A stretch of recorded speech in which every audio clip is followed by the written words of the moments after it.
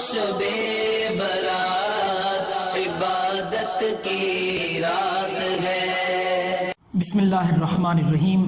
حامیم والکتاب المبین، انا انزلناہ فی لیلۃ مبارکۃ انا کنا منذرین۔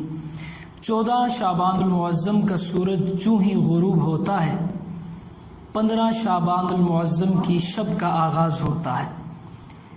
یہ کوئی عام شب نہیں ہے، یہ وہ شب ہے جس کے سورج کے طلوع ہوتے ہی پروردگار دو عالم پہلے آسمان پر جلوہ افروز ہوتے ہیں اور اپنے بندوں کو، گنہگار بندوں کو اپنی طرف متوجہ کرتے ہیں۔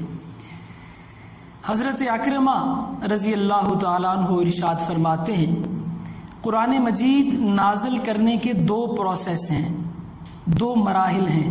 پہلا مرحلہ لوح سے پہلے آسمان تک کا ہے، اور دوسرا مرحلہ پہلے آسمان سے حضور سرور کونین محبوب رب المشرقین جد الحسن والحسین جناب سیدنا محمد مصطفیٰ صلی اللہ علیہ وسلم کے قلب اقدس تک کا ہے۔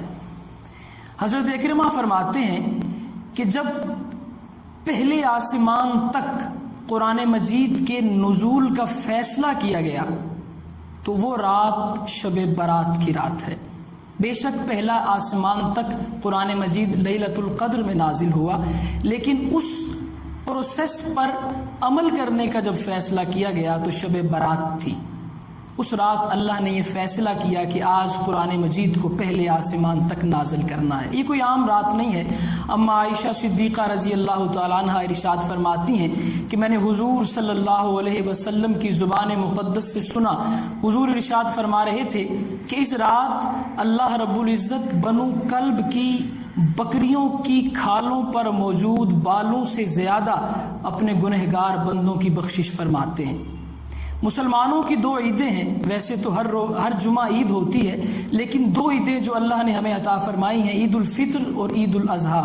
اسی طرح فرشتوں کی بھی 2 عیدیں ہیں، پہلی عید لیلۃ القدر اور دوسری عید لیلۃ البراء۔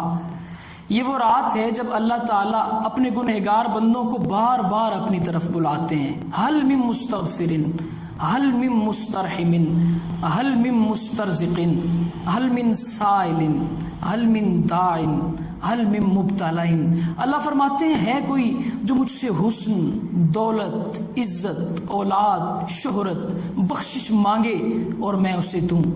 اللہ پہلے آسمان پر آ کر کہتے ہیں ہم تو مائل بکرم ہیں، کوئی سائل ہی نہیں، راہ دکھلائیں کسے، راہ روئے منزل ہی نہیں۔ احادیث میں مختلف نام اس رات کے آئے ہیں، جیسا کہ لیلۃ الجائزہ، لیلۃ البراء، لیلۃ الصک، لیلۃ التقدیر والقسمت۔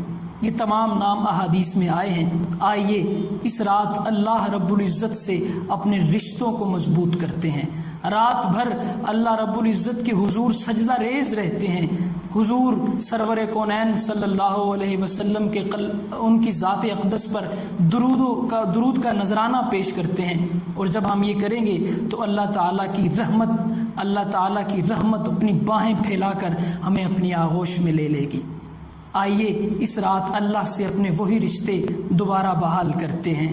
تقدیر الہی کے نوشتے بھی وہی ہیں، اللہ بھی وہی اور اس کے فرشتے بھی وہی ہیں۔